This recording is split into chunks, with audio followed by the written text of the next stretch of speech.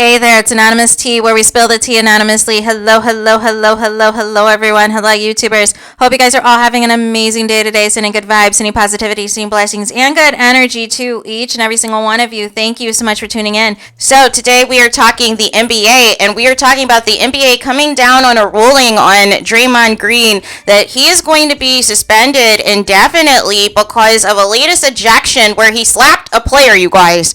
I'm so tired. I'm really tired. As you guys know, or you may not know, I'm a huge sports fan. I love talking sports. However, I recognize most of you guys are here because of reality TV stuff, which we get into or whatever. But those of you who are not aware, what happened was there was a game the Warriors had against the Phoenix Suns the other night, a couple nights ago.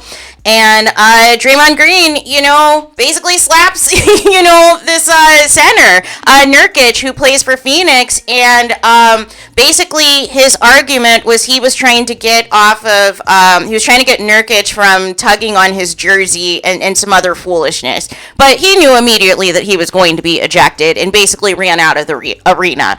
And then their coach, Steve Kerr, is pretending to be clueless, that he has no idea, he hasn't seen the footage, but the rumor has it Eddie Johnson, who does the announcing for the Phoenix Suns games, he said that a couple of unnamed Warriors players, which we can probably figure out who they were, asked him directly what happened, and he told him basically that Draymond slapped the crap out of Nurkic, and so then they rolled their eyes, they were pissed off, they felt a certain way. But this is in conjunction, you guys, with 19 incidents involving Draymond Green being ejected since 2013, right? So this isn't new information, a new, surgence of anger or having issues or trying to get into fights with people. I mean, this is the same person who last season, remember at training camp, he punched his own teammate because he didn't like the trash that his teammate was talking to him, Jordan Poole.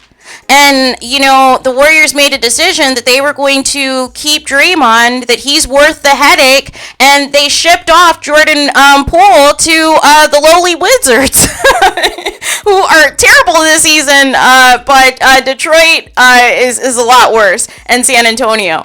But nonetheless, I always felt that they should have broken up the Warriors altogether, but they really primarily should have got rid of Draymond. He's kicked people, like I said, he slapped people, he's punched people. He literally just choked Rudy Gobert like a month prior, right, from the Minnesota Timberwolves, and only got a 5-game suspension at that time. And as you know, Joe Dumars, who formerly is of the Bad Boy Pistons, is the one who is going to be overseeing, the discipline and everything else. So a part of the statement that the NBA has put out is basically saying that with this indefinite suspension, today Draymond Green, his representative Clutch Sports, as well as their GM and Adam Silver are all supposed to congregate and have this big meeting, and I believe Joe Dumars as well, and iron out a plan for Draymond Green to seek anger management, right? And that once he completes whatever steps and whatever else is necessary of that anger management, he'll be able to return to the team. But my issue is, there have been a million chances that both the NBA, the Warriors teammates have all enabled, the NBA referees, they have all enabled Draymond to do whatever he wants. And he is paid over $3 million in fines from these ejections and suspensions and everything else, right? And he brags on his podcast and on social media that he's not going to change. And that the refs, know him and he can do whatever he wants. And the audacity of all this is I don't consider him a superstar. He's not on LeBron's level. He's not on Kevin Durant's level. He's not even on Steph Curry's level or Devin Booker. But I get that, yes, he was an integral factor in the Warriors championship run, right? But this is not the same Warriors, at all. And it's a shame that even the rookies and the bench are outplaying the starters sans Steph Curry. Everybody else is flopping hard, right? and they're old, and that's why their old GM, Bob Myers got out of there. He got the heck out of there because he saw the writing on the wall. He saw that this was a sinking ship if they were going to continue with Draymond. And Charles Barkley said it best the other day. He said that he thinks the reason that Draymond Green, there's this increase of incidents, because there's been at least 4 incidents this year alone, this calendar year of 2023 alone. He thinks that he is doing this is because he's an older player. He is out of shape. He can't do the same moves and have the same type of stats and things that he had earlier in his career when he was considered in his prime of, doing everything else. So he does these little incidents to make himself feel like he's something, right? Even if it's at the expense of his team, even if it's the expense of him getting ejected or suspended. And he always does this too, especially on games when Steph Curry doesn't play, right? But then he also does it when, Steph Curry is there, and basically he just doesn't care. He just doesn't care. And it's just, I can't believe that this has went on for over 10 years.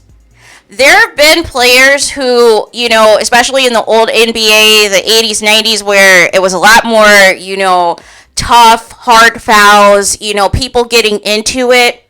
But it's never been like this, right? It's never been like this where one person has consistently gotten away with this many incidents. 19 incidents in 10 years, you guys. Usually the former commissioner, David Stern, would have let down the gauntlet after the first incident, right? Because that's what you're supposed to do. You're supposed to let down the gauntlet the first time this happens to set the tone that this is not going to be tolerated. And the only reason that none of these other players have retaliated against Draymond Green is because they want to actually play basketball. And they don't want to have to pay game checks to sit out to get in a fight with somebody who wants to just start a fight so that he can no longer remain in the game. Right? And it's like the people who cut school or who skip school because they just don't want to go, right? But, then try to act brand new when they're failing all of their classes or struggling all their classes. And it's like, well, you didn't want to go to school. You didn't want to apply yourself. You wanted to hang out at home or hang out with your friends. So what do you think the consequences are going to be, right? So I am curious to see what happens. I feel like this has to be the very last warning at this point before they just say, you know what, you're done for the season.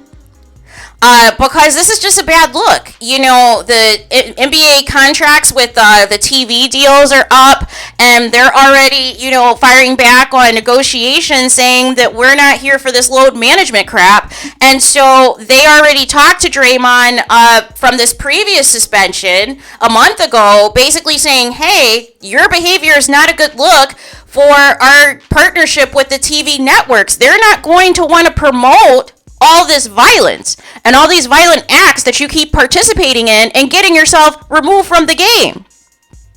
Everybody wants to name all these other players. Rasheed Wallace primarily got texts because he liked to get into it with the referees. Even some of the other players who people consider quote-unquote dirty have never gone to this level. Draymond Green has surpassed pretty much anything I've ever seen, right? Because a hard foul or, a huge fight that blows up, pretty much it's immediately taken care of as far as suspensions and fines and everything else goes. This is a 10-year reputation of just doing whatever it takes to make the play happen, right? Or to get a play, right? Even if it's the expense of another player, even if that puts that player at risk of a severe injury, a career-ending injury, or something worse, you guys. And I'm like, what is it going to take? What is it going to take before people, put down the gauntlet on Draymond Green that this is not all right, right? So I will continue to monitor this incident and what ultimately is going to happen. They're already coming out now saying it's not about the number of games, but it's about the cause and the behavior and blah, blah, blah. So they're already trying to set us up that this likely will be between 10 to 15 game suspension, if that, right? Because it wouldn't even surprise me if they wanted Draymond Green available for the Christmas Day game. Because that's how soft this NBA is now when it comes to discipline. David Stern would never. So there is that. So let me know your guys' thoughts in the comments. What do you guys think about this? What do you think of Draymond Green being suspended indefinitely? This is his 19th incident in 10 years. This is his 4th incident alone in this calendar year, where he is just always participating in foolishness. And always has to do something that is dirty, that is below the belt, that is not a basketball play because he no longer wants to play in the game anymore, or he's in his feelings that he's not having a good game and that he's losing, or he has like some unresolved beef or a one-sided beef with a NBA center who has more awards than him or more money than him, right?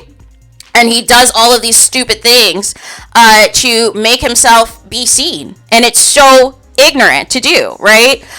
So there is that. So let me know your guys' thoughts in the comments. Please do not forget to like, comment, and subscribe. Hit the notification bell so you're notified the moment I post new content on my channel. And with that being said, I'll talk to you guys again very soon.